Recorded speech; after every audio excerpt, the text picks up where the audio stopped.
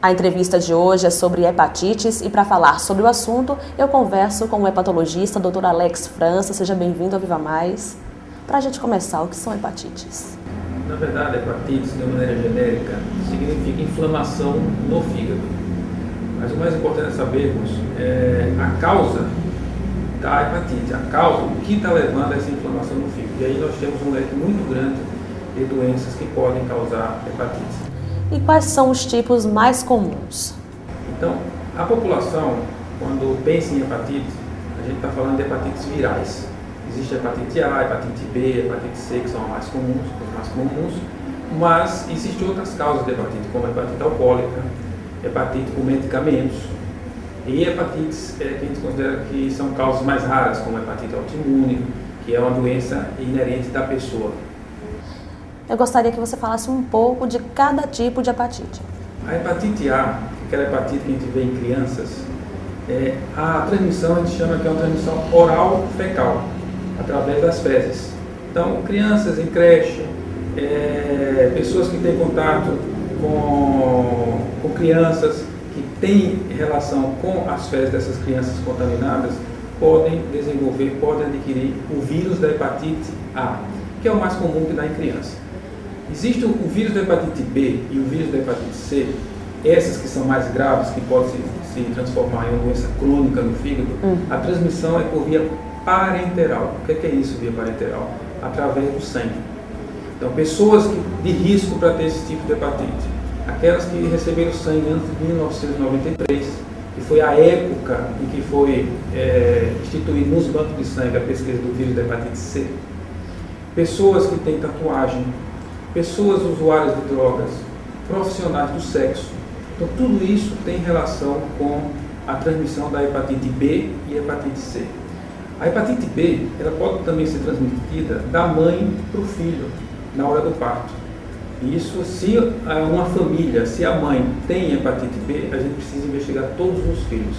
A hepatite C é menos comum, você pode ter transmissão da mãe para o filho, mas isso em torno de 5%, 5 a 8%. Já na hepatite B passa a 90%. Quando eles aparecem, quais são os sintomas mais frequentes, de uma forma geral? A maioria é assintomática.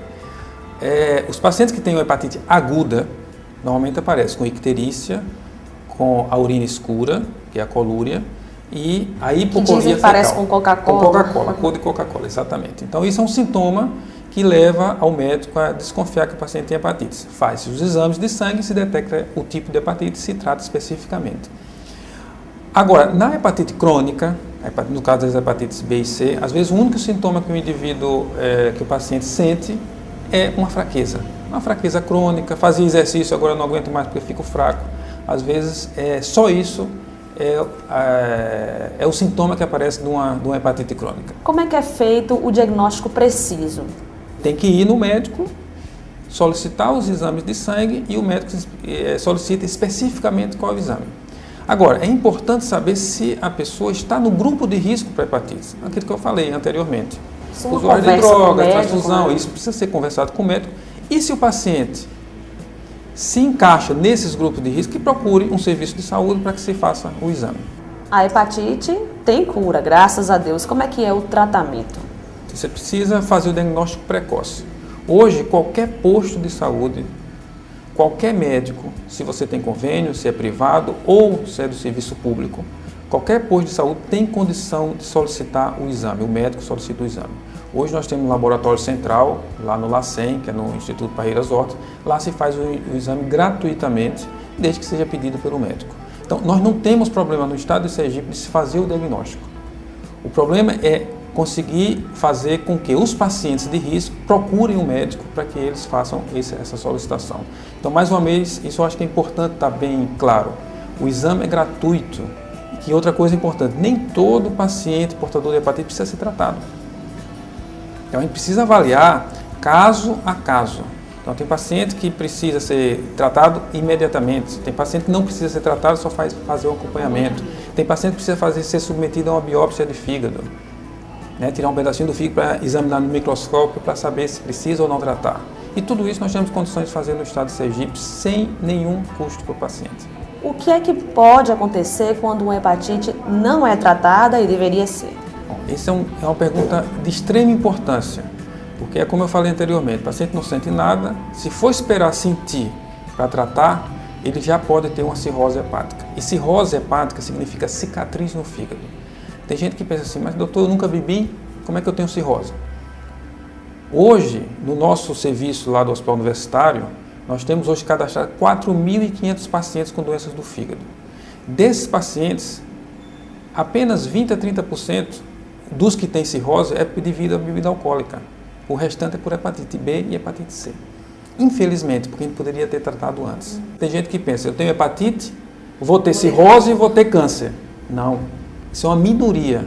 E principalmente se a gente tratar antes, a gente não vai precisar que ele vá para um tratamento específico de câncer nem para o transplante. Tem como prevenir a hepatite? Tem como se prevenir. Primeiro, hoje os bancos de sangue estão todos realizando o teste nas bolsas de doadores. Então o risco de você pegar hepatite B e hepatite C é muito pequeno. Então isso é praticamente descartado. Segundo, usuário de drogas. O ideal é que não se use droga. Mas já que se vai usar droga, que se use com seringa estéril. Não pode compartilhar seringas. Profissionais do sexo, e nem sempre profissionais do sexo, às vezes uma relação sexual sem preservativo pode passar. Então, o uso de preservativos no momento da relação sexual, isso é muito importante. Mães, fazer pré-natal, porque se nós diagnosticamos a hepatite no pré-natal, nós temos como prevenir que a criança que vai nascer tenha a hepatite. E ter, como eu falei, tatuagem, saber de onde é que você está fazendo, né? Procurar saber se todo o material é estéril, isso é muito importante. Então, ter cuidado com materiais contaminados. Então, esse é o principal foco de prevenção. E, para a hepatite B, nós temos a vacina. A vacina hoje, o Ministério da Saúde expandiu a vacinação para pessoas até 29 anos de idade. Então, qualquer pessoa que tenha até 29 anos de idade pode, em qualquer posto de saúde, tomar a vacina da hepatite B. Ok, doutor Alex, obrigada pelas informações e pela sua participação aqui no programa. Eu que agradeço.